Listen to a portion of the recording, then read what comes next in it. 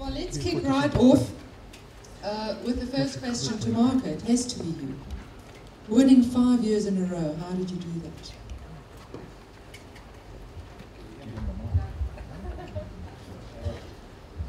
Thanks, Andrea. I think, service is one of the key cornerstones of our organization. And it's also one of our key 7 values. We truly believe that the customer is absolutely at the heart of our business. And one of the things that we do is to get store management and store teams to get to know their top customers. We also have, sorry, I'm a little bit nervous. We also have service as a key KPI, and whether it's from the CEO right down to the lowest level. And we measure this in stores via a mystery shop, which takes place twice a year across all stores. And then the unique thing about that mystery shop is that it's done by our own customers. We then take those results and workshop them per store in terms of understanding where we can improve and where we can do things better. I think one of the other key things that we do is resolving customer complaints quickly and efficiently. And with that, I think you spoke about earlier how quickly can as an industry, resolve customer complaints. We're actually quite proud that 75% of all our customer complaints are resolved at first-time contact. Amazing. Well done. Now BMW, I just said to Guy and some others, BMW is a personal family philosophy. We have no choice but to bow for a BMW. BMW showed a massive increase of 9% this year. I mean, that is just phenomenal in anybody's books. And in an industry that has had enormous challenges. So I'm very curious to hear how you did it, Guy, and particularly maybe give some tips for industries that aren't doing well, and give us some hope here. Well, thanks, Andrea. Can you hear me? Is this on? Good. Your check's in the post. Yes, I don't think it's just a single year-on-year change. We've in a hyper-competitive market, which I think is a very important factor. We've got some great competitive brands that we're fighting against, and I think for most consumers, 80% of the time, if you had to blindfold a consumer and put them in one of the major German premium cars, it would be quite hard for them to tell the product apart. So more and more and more we have to differentiate ourselves with service, and for us it's something that we do from the top down. So in 2009, we took a view from our MD downwards that he would be responsible for customer service. And we've set up a whole lot of different processes and new communication channels to manage that service. But you mentioned it, I think, in your presentation, that it's about people at the end of the day. People's expectations is ultimately what service boils down to. And you spoke about this decrease in service. I don't think it's a decrease in service level, but rather an increase in customer expectation that's pushing your results down. And we see that in our business, and that people are ultimately the major differentiator between service, and they need to be empowered, they need to be responsible, and they need to be able to take action, and that's what we've done throughout our organization. I love what you said about your MD actually taking personal responsibility and interest, because it's true, and it's been for a few years now, similar to what Marco mentioned. But on expectations, there is this myth, maybe, you can tell me whether it's a myth, or there's the view that the more expensive or the more money I'm spending, the more I expect. And BMW is such an aspirational brand. Do you also experience that your customers have very high expectations and the expectations are just rising? Yes, I think our customers do have very high expectations. You don't spend R500,000 on a car and have a low expectation. But the interesting thing is that it's our customers at the bottom end of the segment that have the highest expectations of service.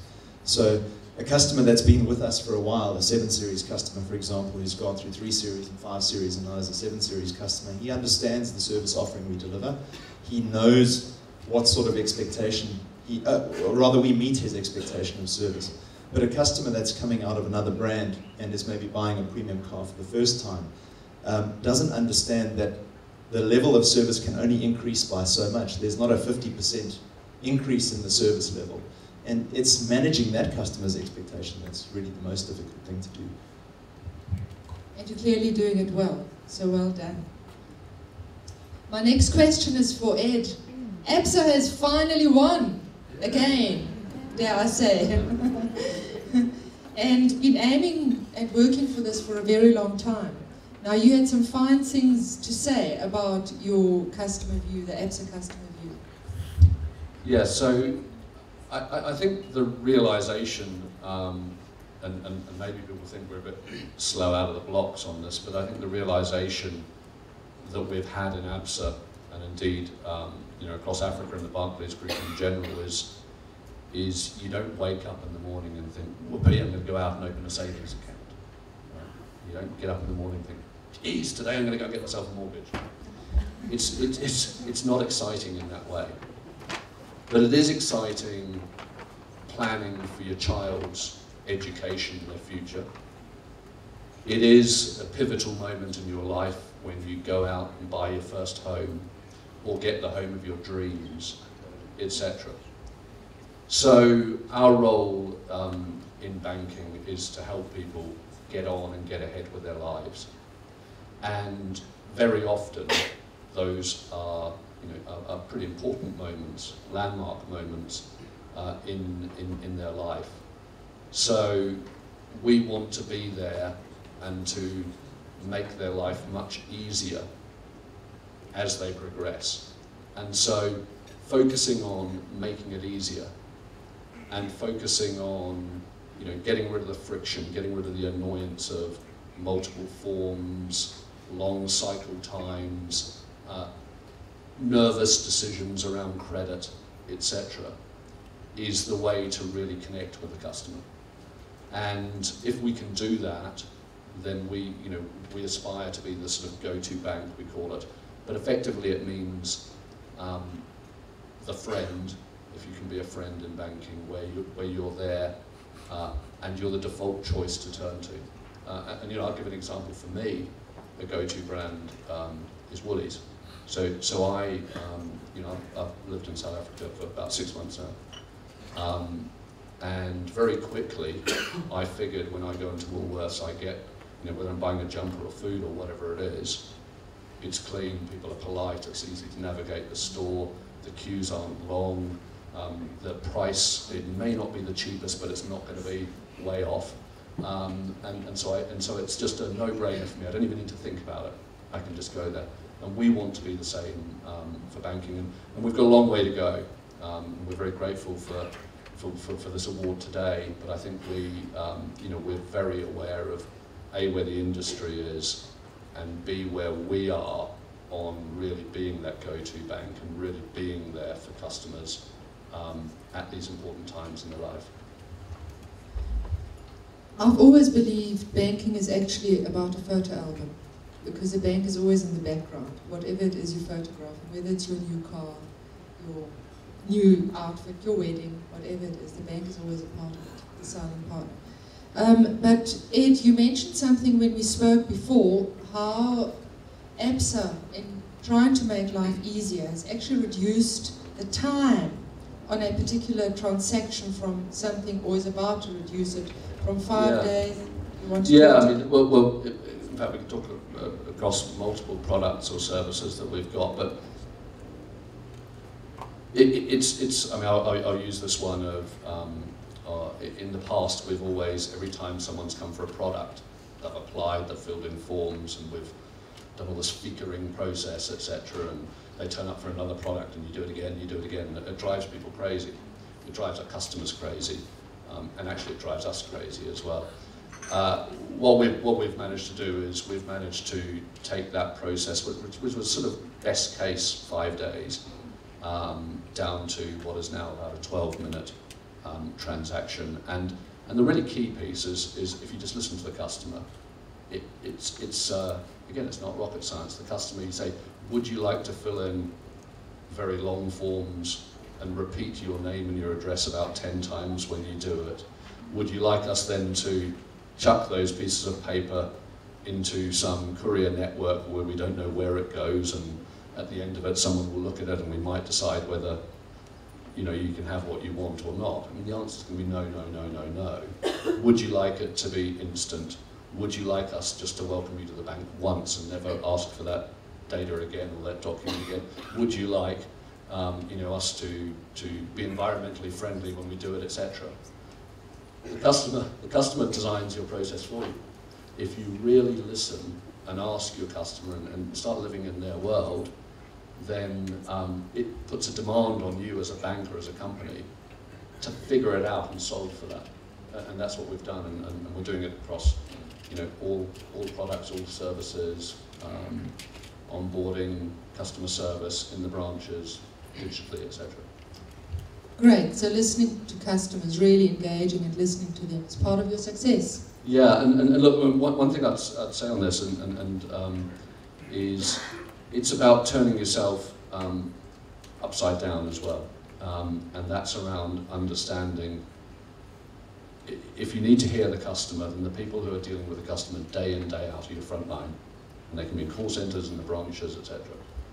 So our job as leadership and management across the whole organisation is to be there to support the front line. So it's us who work for them rather than them work for us. We can't sit in the back designing processes and compliance and controls and whatever, and then products, and then just push them out to the front and say sell, sell, sell. That doesn't work, or that will only get you so far. But if you can turn it around and say, hey, my job as the Chief Operating Officer is to make my colleagues' lives much easier so that they can make our customers' lives much easier, then you start to get to the place we want to go. Thank you. Sechaba, I'm so happy to have you on the panel.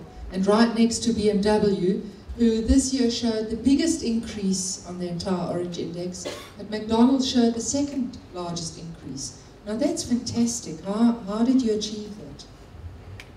Thanks for having me on the panel. I guess for us, service is part of our DNA. We talk about QSC and V, which is quality, service, cleanness, and value. So it's always been there right from the foundation of the brand.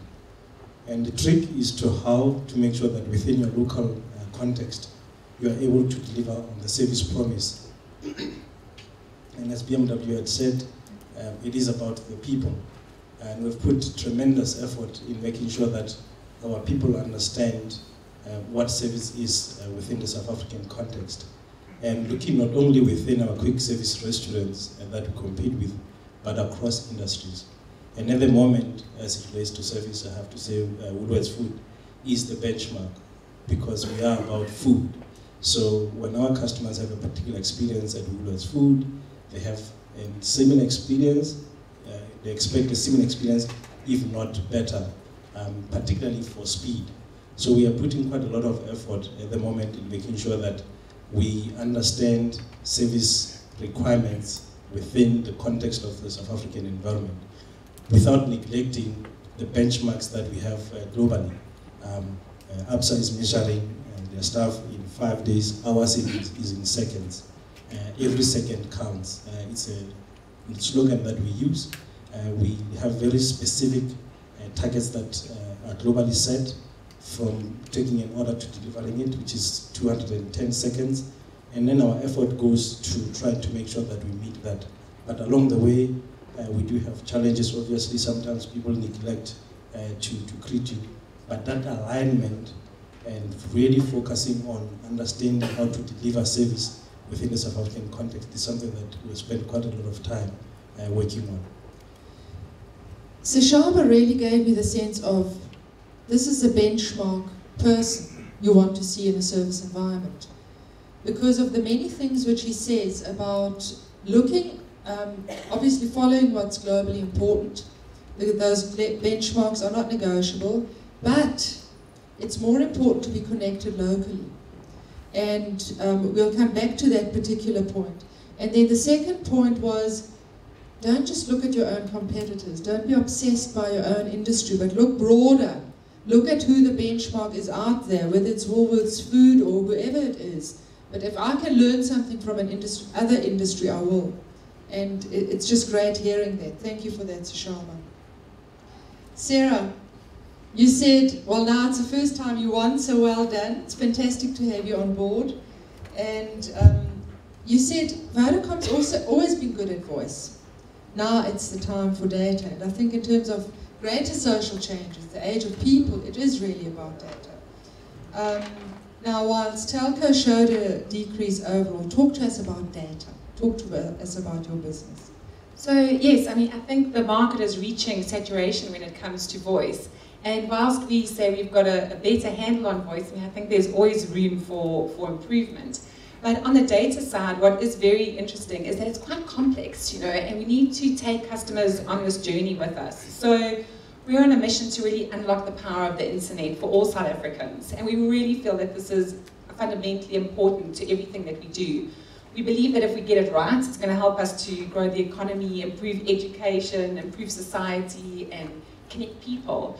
But in order to get it right, it requires quite a big job for us. And I really resonated with what Ed said, when, you know, putting customers at the heart of your business and becoming customer-centric. It's quite difficult to do from inside the organization, because it's not easy just to switch on a button and say, right, we're going to be customer-centric now, we're going to have really great service. The key for us has been the massive amounts of system and design changes that we've had to put in place. And I'm sure you probably experienced the same thing when you reduced those turnaround times. And we need to really try and look at how we simplify data now, because that's going to be key to us going forward. So we're on a mission to unlock the power of the internet, but in doing so, there's quite a lot that we need to do. So we're on a journey to put the internet into the hands of all South Africans. To do that, we need to reduce the costs of smartphones and entry-level tablet devices. We need to get these devices into the hands of all South Africans. So that's something we need to do. And once we've done that, we really need to improve our service levels around how we set people up using those devices, because it's quite complicated, you know, whether it's my mum that I'm trying to help, or whether it's somebody else that you're trying to get set up or started, and you're trying to connect laptops and smartphones. It is complicated. So in our stores, we're trying to work on this perfect startup where you can go out, walk out connected, walk out so that you can actually download an app and get your email and get talking. We also realize that no matter where you are in South Africa, we should be able to go and help you set up. So when we sell you a modem, we make sure that we offer geek support. We will go to your house for an hour for free, no matter where you are in the country, and actually set you up using at your home, so that it's with all your technology, your laptop, your smartphone, we can get you set up. And if you've got a problem with your modem, we know that we have to do an immediate faulty modem exchange, no questions asked. So we are working towards it. It is a journey. We've got 5 million smartphones in the market at the moment, 30 million customers, so we've got a long way to go. We need to make sure that we take the rest of the market on us. And we are really working towards it. It is a key focus for us in the data environment, and we look forward to achieving that as we go on this journey. Okay, great, thanks. That would really work for me. Guy said earlier, Andrea, it's time we got you into the 21st century.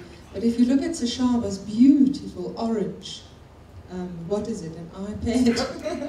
I could probably start off on that point. Our next part of the panel is on the global world which we're living in and how to deal with global comparisons. Now, we've alluded to this a little bit. Marco, what do you do? I mean, you've got all these global players next to you. I know there's Marks and Spencer in the background, but how does Woolworths position itself in the global arena? Thanks, Andrea. Look, I think you know, if we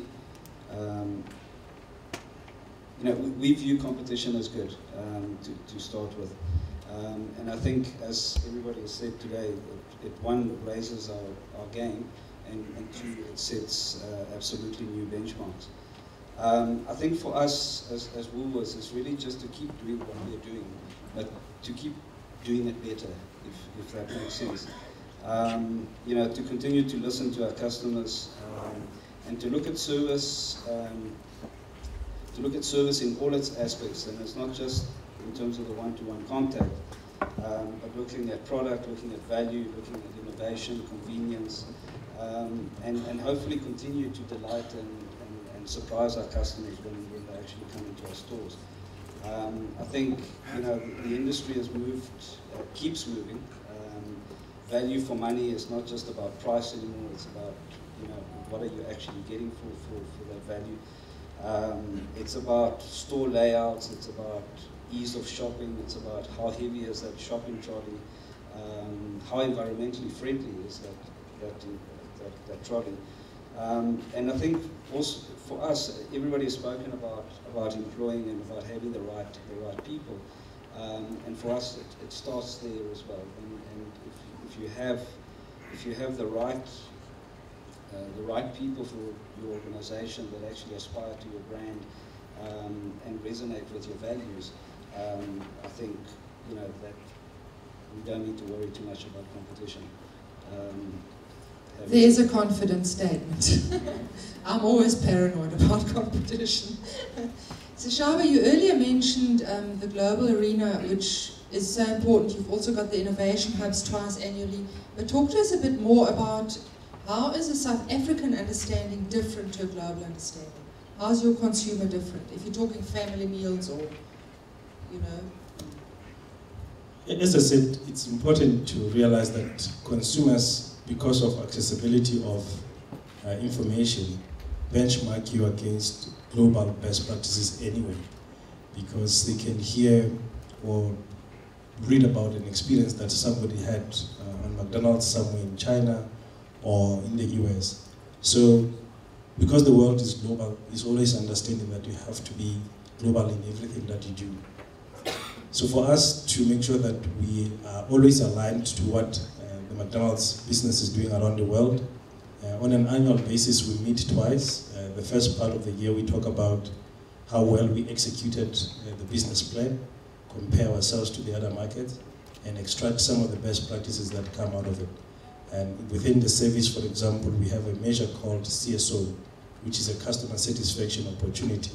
And the idea there is you need to get a 0 score, meaning you didn't miss anything in terms of the expectations that we set, from friendliness to effective communication to speed to cleanliness.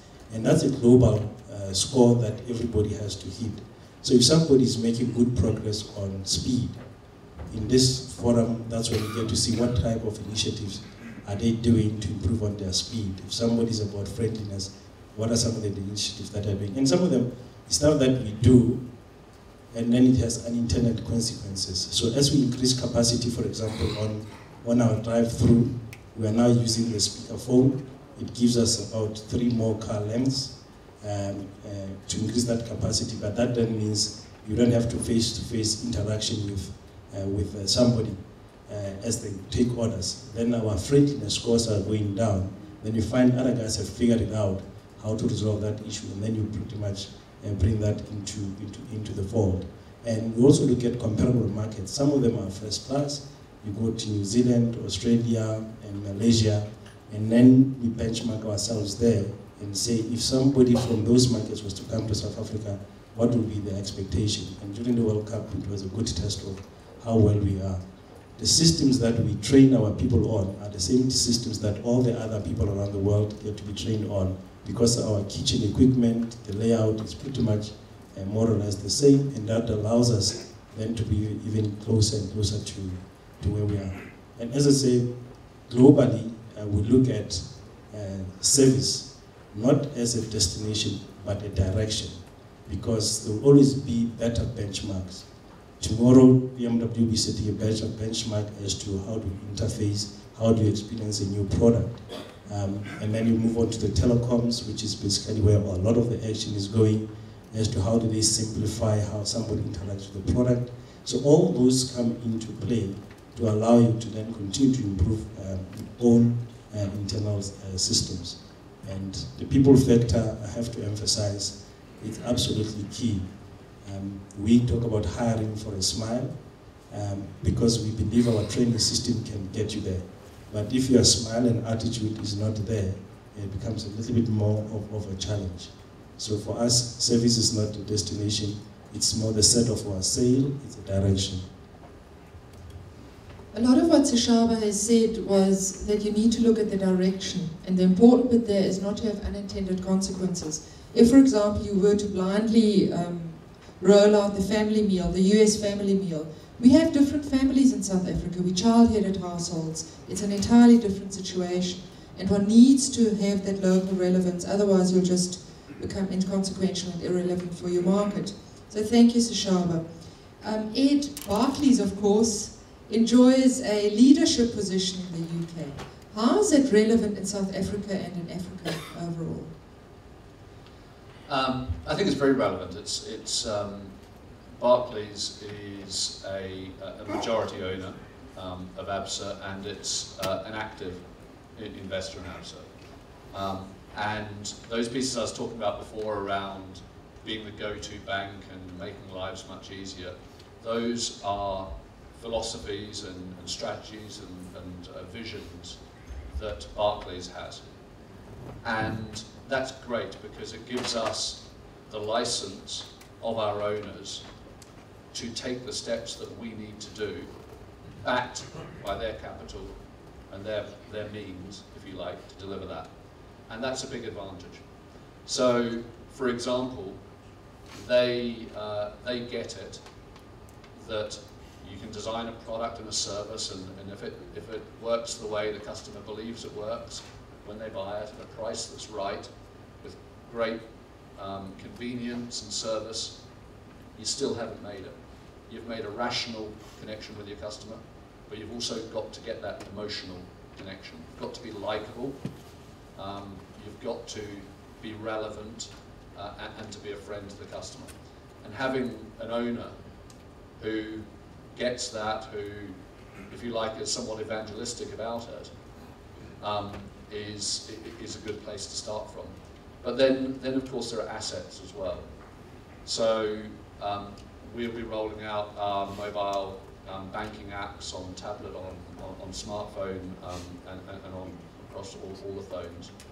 And that is 80% of it is common with what they have in the UK and Barclays there. The development obviously is very expensive and costly. We get to get that at effectively a knockoff price. We enjoy that benefit. We make it relevant for the South African market, and we don't make some missteps or mistakes that we might otherwise have made. We know, for example, that our apps on the Android store and on the App Store consistently get 4.5 out of 5, as rated by customers. The #1 mobile apps in those markets. So that's a good position to start from, where we can leverage assets like that. We've got an owner who gets it, who understands what we need to do, and indeed encourages us on that route. And like I say, between us, we've had great successes, we've had made mistakes, and we can learn from all of those. Excellent, thank you. BMW is an engineering company, so I'm sure scorecards abound. How is the global scorecard position important for you in South Africa? Well, I think we benchmark across the board on an international standard. So there's a very clear international standard from BMW AG as to what our dealers deliver. There are a couple of things I want to touch on before I get into detail on that, though, is that we face some of the same challenges that I bet many people in this room face, is that as the custodians of the brand, we rely pretty much on a third party to deliver our end service to the customer. So if you have a bad service at Santon Auto down the road, it's not Santon Auto's fault, it's BMW's fault. And at the end of the day, they're an independent business, and we can only give them certain guidelines and certain brand prerequisites for their service offering. So that makes it quite difficult. But the fact that we have this sort of international standard across the world means we can always benchmark them back to a homogeneous service level, for want of another word, even though no customer is homogeneous. And that makes it quite easy to see where we stand in an international basis. Coming back to the internationalization of brands and of service levels, I think you touched on it earlier. You said we've got to come kicking and screaming into the 21st century, and I think that's also having a major effect on service levels. And I used an example to Andrea earlier. I heard a very great analogy from the global head of marketing for Diageo, the alcohol company in the UK. And he said that marketing 10 years ago was like playing temper bowling. your message was the ball, your customers were the pins at the bottom, and you try to see how many of them you could knock over with your message. And today, marketing and services is much more like pinball. You start the conversation, you bash it out into the ether of customers, and you accumulate all your points in the conversation that happens between the bumpers, who are your customers at the end of the day. And if you're really skillful, when they hit it back to you, you can bump it back to a part of the board where you score more points. And I think that's very important in a local service context.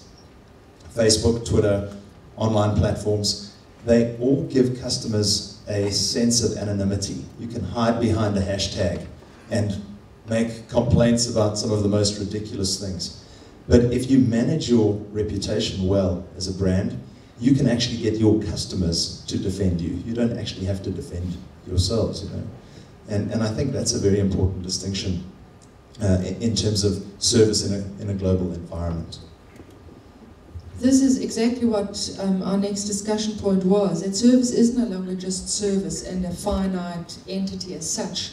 Service touches on a huge amount of reputational issues, and those can only be resolved through service. Do you want to tell us about the product recall experience you had in 2011? Yeah, I think it's a good example. You know, we're an engineering company. The average car has between 55 and 80,000 pieces, depending on what options you have. So if it's built 1% wrong, you can do the maths. There are quite a few things that could go wrong with your car. And every now and again, in this amazing world of electronics, we have to recall products and you know, it's stand up and say, guys, we made a mistake, there's something wrong with your car, please bring it back, and we're going to fix it for you free of charge. And we had a number of those issues last year, and we had some at the beginning of this year. And despite those, we seem to have done well in a lot of different service ratings. And that's because we take a very open view to communication. I think that's the first point.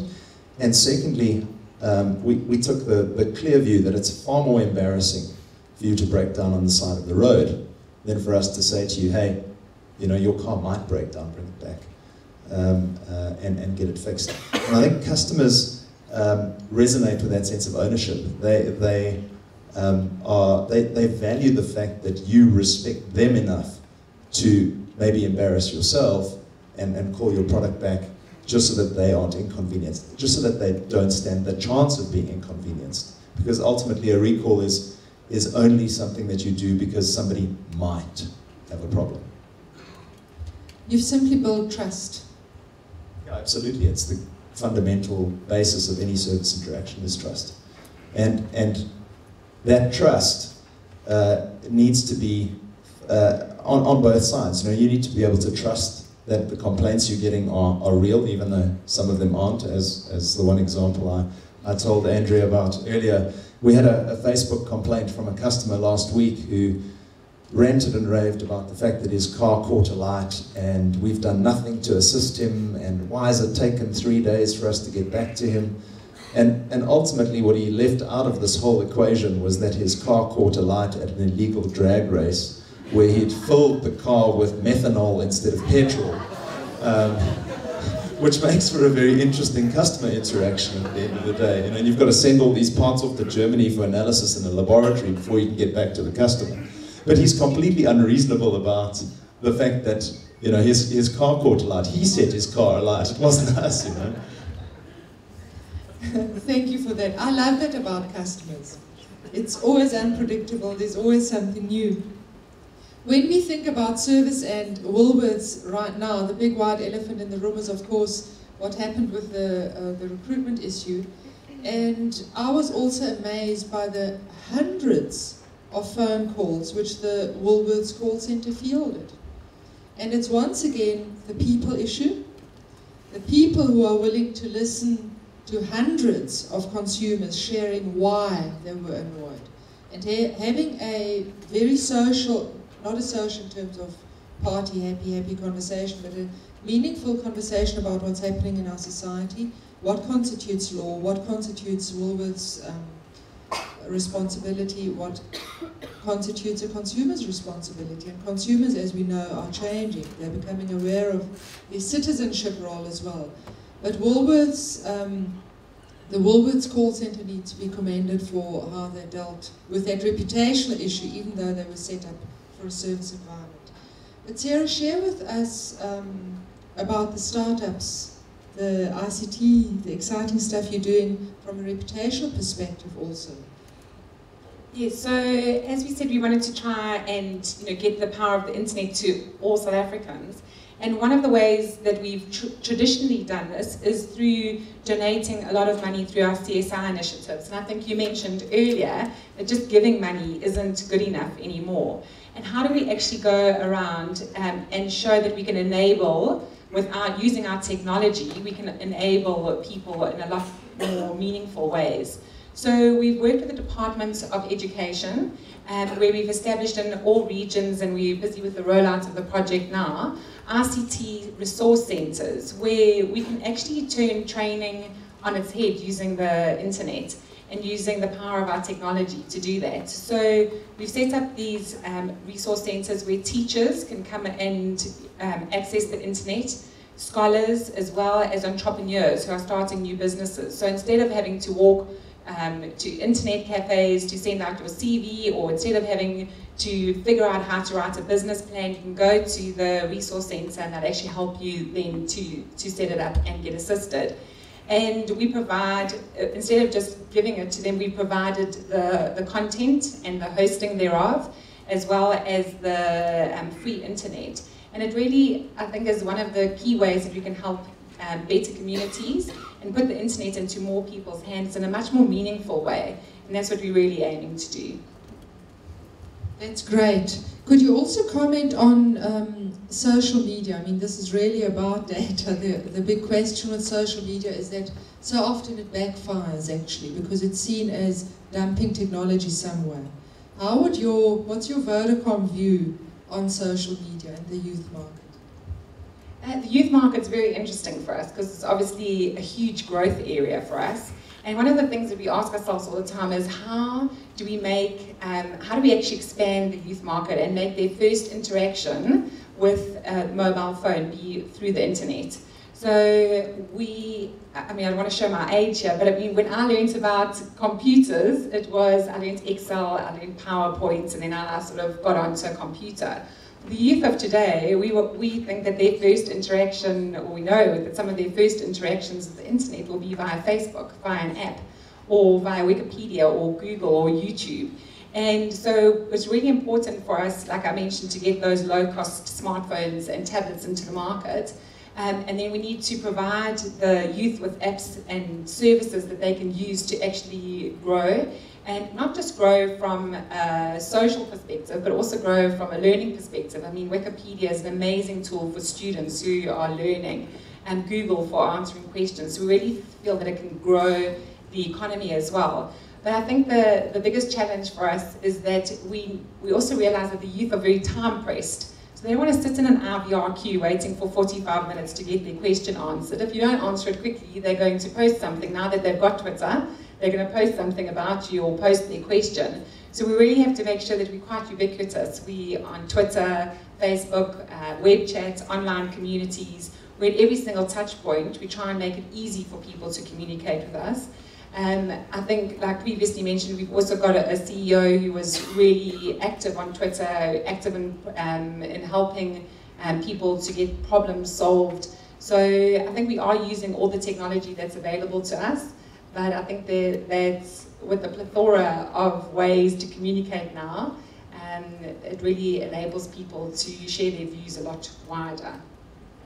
Thank you. Something which Sarah said, which I really liked, was from a Vodacom perspective, we need to dumb down the technology and move up the customer. It's not always about making the customer who's, in many cases, maybe not in the youth market, inclined to feel stupid about it in any event. And I loved that. I just thought that was very relevant. We're nearly running out of time, so since the two of you are sitting next to each other, I've got a question. We've got 6 billion mobile phone users on our globe, 2.5 billion bank accounts. Why the gap? What can be done? Ed?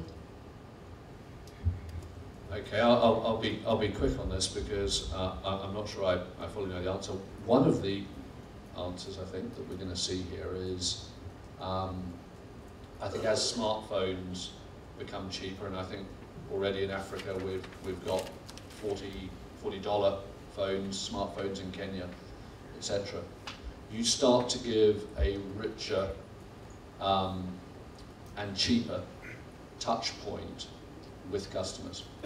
So we've seen, you know, the success of M-Pesa in Kenya and a whole number of other mobile-based payment capabilities really, you know, driving the market.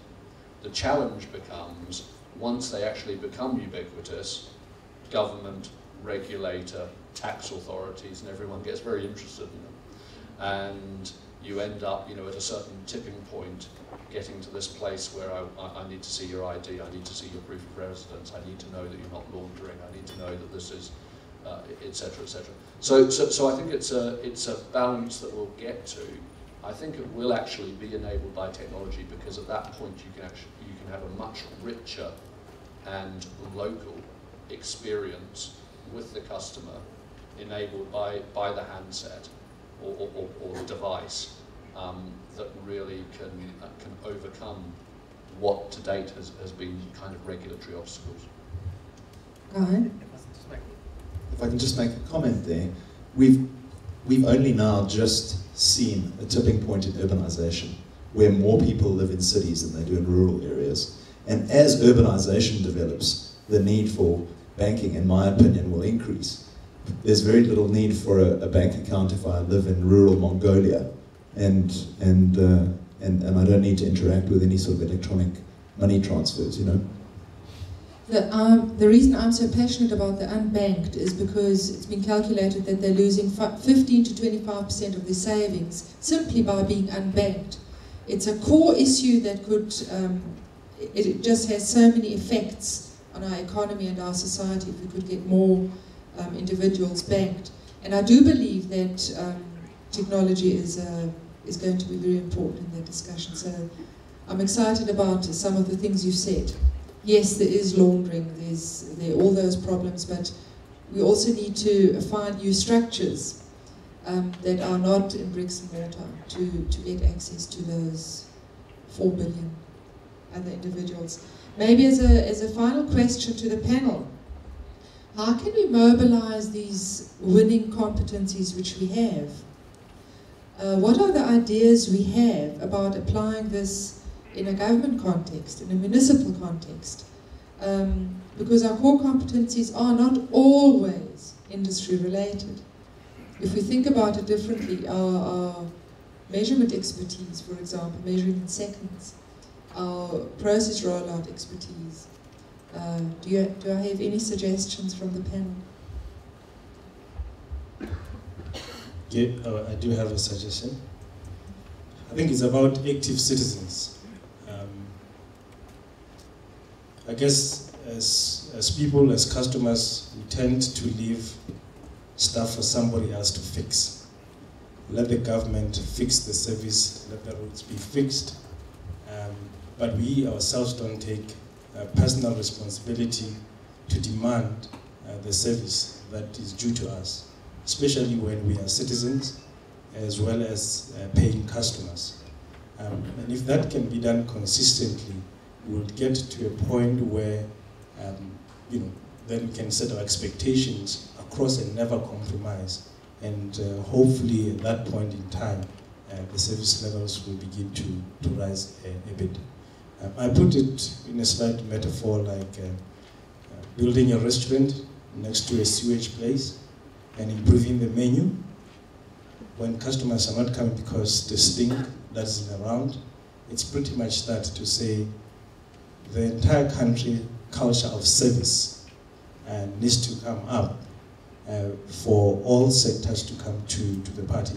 We do have pockets of excellence in some of the institutions, be SARS, that show that we can as a people, especially when it counts more. So let's pull back the accountability on us as customers and demand consistent service across the board and not tolerate it.